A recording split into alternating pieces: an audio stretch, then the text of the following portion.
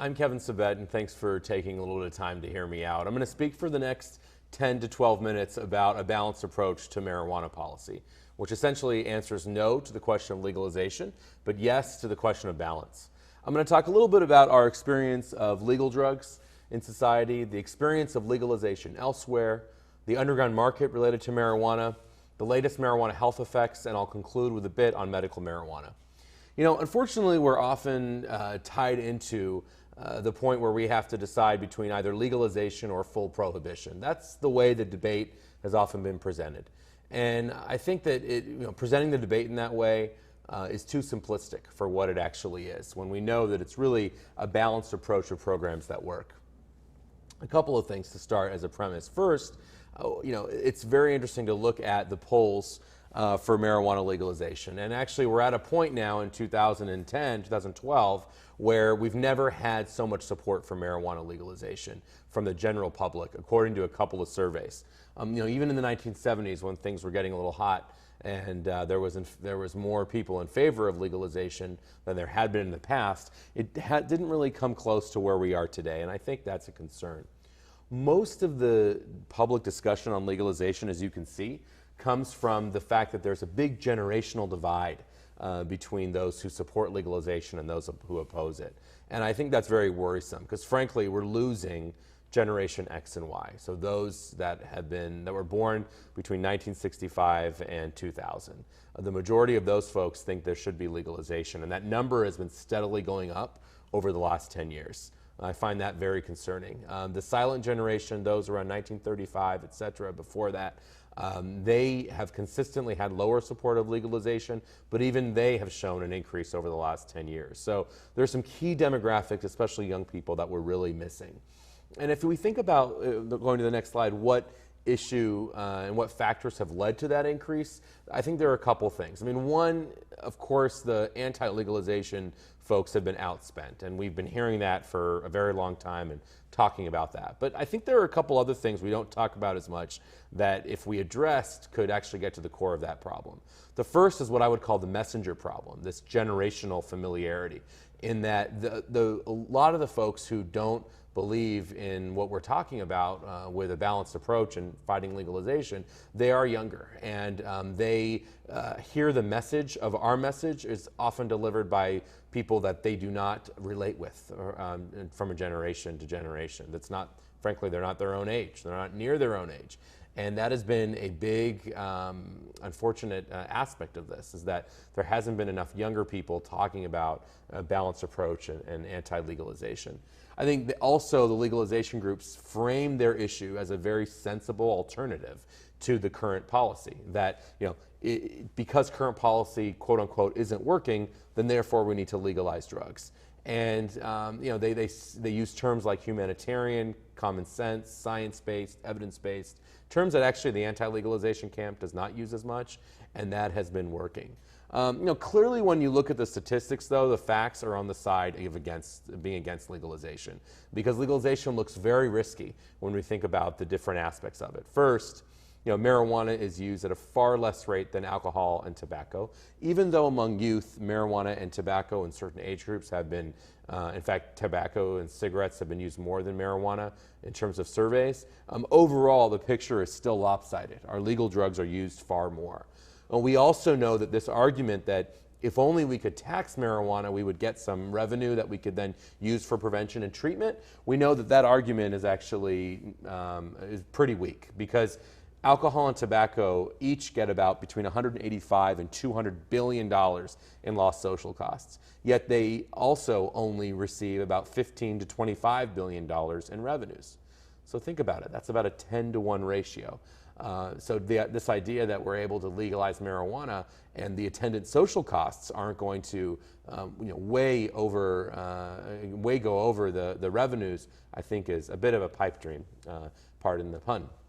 Now, if we only treated it like alcohol, is also what we hear about the criminal justice system. Marijuana is, putting everybody in jail, and so therefore, if we treated it like alcohol, we wouldn't have to arrest anybody, right? When's the last time you saw somebody being arrested for drinking beer? Well, the reality is that among the alcohol-related non-violent arrests, so just arrests for, say, public intoxication or any of the effects of higher alcohol use, like driving while intoxicated, those arrests come to about 2.7 million a year. We compare 2.7 million to the number of marijuana arrests, about 840,000 are marijuana arrests. In fact, all drugs combined are about 1.1 million, less, or 1.6 million, about half as alcohol-related arrests alone. And that's simply because alcohol is used more, it's widely available and accepted, and therefore it's abused more. We also know that, and the RAND Corporation, a nonpartisan think tank, has shown that the price will drop. This was their analysis of California's proposition to legalize marijuana, that the price would drop more than 80%, and therefore consumption would increase. And this idea that we could get taxes from it, was difficult because they concluded that tax evasion with an underground marijuana market would be a major concern. So we only need to look at the way the alcohol industry has behaved over the years as an example, and also the tobacco industry, to extrapolate what legal marijuana would look like. And all of us have seen the alcohol ads that the fine print underneath says "drink responsibly." And I chuckle when I see that "drink responsibly" tagline, because if the alcohol industry actually wanted us to drink responsibly, everybody who used alcohol, they would be out of business. They don't make any of their money from those people who drink responsibly. They make their money from the small number of very heavy users. So it's something like 70% of their income from about 10 to 15% of users. That is totally lopsided, and that's an incentive for heavy use. And this idea that legalization has been tried elsewhere, I think we need to be clear about it. First, no modern country has ever tried legalization. In fact, the US did try it about 100 years ago, and there was the increases in cocaine and heroin, and that's why we have our anti-drug laws today. But in terms of today's drug policy, not even the Netherlands can claim that they have full legalization. They have something that's more like a de facto legalization, where they don't enforce their laws among a small group, among the coffee shops. And if you look within the Netherlands to look at what that has done, there's actually been a 2 to 3-fold increase in youth marijuana use from the time they really started commercializing it after it was legal to about 12 years after that. That was a RAND study between 84 and 96. They looked at that pivotal time. Portugal, other countries, there have been some increases, some decreases. Really depends on what year you look like. There's been some good research and some good commentary on the importance of really digging into these studies to make sure that it's well understood what they're saying, because a lot of people have misused them. Back to this issue that drug offenses, especially marijuana, as you can see, is crowding our prisons. We did a state-level analysis, the Bureau of Justice Statistics, from 2007, and they found that about 0.1% of offenders were marijuana only, with no prior arrests and no prior offenses. And if you look at those sentenced prisoners between 1985 to 2009 in terms of drug offenses were the initial reason why we saw the rise in incarceration in the U.S. in the 80s, no doubt about it, from mandatory minimums and harsh sentencing. But really, if you look actually over the last 10 years from 2000, drug offenses have been plateauing while incarceration has been increasing. So there have been other reasons for this rise in incarceration. And I think it's a worthy cause to reduce incarceration rates. That is something we should try and aim for. But we need to be very clear about the facts in terms of where drug offenses fall into that. It's also important to look at the underground market issue and crime. People have claimed that if only we legalize, we'll get rid of the black market.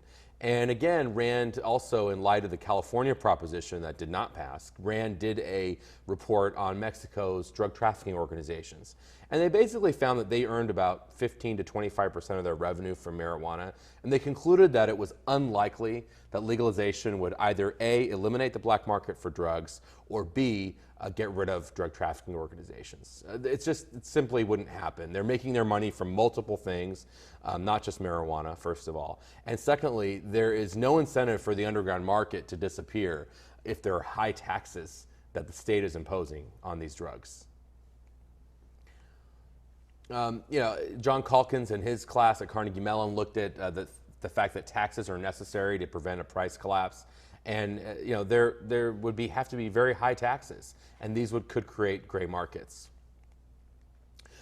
On to the health effects of marijuana very quickly. I mean, we know that marijuana is not a benign drug, and that in fact 1 in 11 people who ever start using will become addicted. That's about the same rate as stimulants or analgesics, a little bit less than alcohol and cocaine, which are about 15 to 17%. And cigarettes are our most addictive drug, 1 in every 3 people. Heroin, 1 in every 4 people who ever start. But if you start in adolescence, researchers looked and found that marijuana addicts 1 in 6 adolescents who ever start using it. And that's not a trivial number, especially when you look at who's in treatment today and what drugs they're there for. And as you can see with this chart, the vast majority are there for marijuana. It's just so much more prevalent. Especially the fact there's been this increase between 1993 and 2007 with marijuana treatment admissions. And that's even when alcohol and cocaine have gone down, and heroin has stayed about the same. But marijuana has seen a more than doubling in treatment admissions. And if you think about why, especially over the last 15 years, actually, marijuana has been relatively stable. It's gone down in certain years, gone up in other years. When you look into why then is there so much increase in treatment, one of the reasons researchers have hypothesized is the fact that today's marijuana is not the marijuana of the past. It's much stronger. There are incentives, obviously, to make more potent marijuana to get more bang for your buck. They can sell it for a greater price. And that's been a big issue, is much more potent marijuana grown under very precise conditions to bring up the levels of THC. The final slides I'm going to talk about today is regarding this issue of medical marijuana. And we all know that medical marijuana is essentially voting on a medicine. It's bypassing this FDA process, which assures all sorts of things around safety and efficacy. And studies shown that have looked, we've had 15 years of medical marijuana so far. Studies have looked at who's actually using marijuana for so-called medical purposes. By and large, less than 5% for a chronic illness, for cancer, for HIV, and more than 80%, sort of the average person, is 18 to 32-year-old white male, history of alcohol and drug abuse, no history of a life-threatening illness like cancer or HIV. So I think it's important to look at who's actually using this drug. And of course, that doesn't mean that components in marijuana don't have medical properties. These are actually being scientifically developed as we speak, just like we have medical properties in opium, where where we have medicines derived from opium, even cocaine.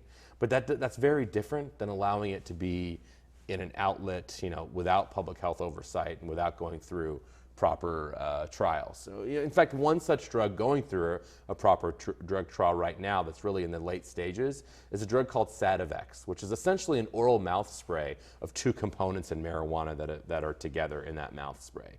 And it's been approved throughout Europe and in Canada. That's an example of medical marijuana done right, in my opinion, and frankly, in the opinion of the scientific community, as opposed to going somewhere with a 300-pound bouncer guarding a locked door with a neon sign at a place that only accepts cash. That seems a little suspect to me for medicine versus this process.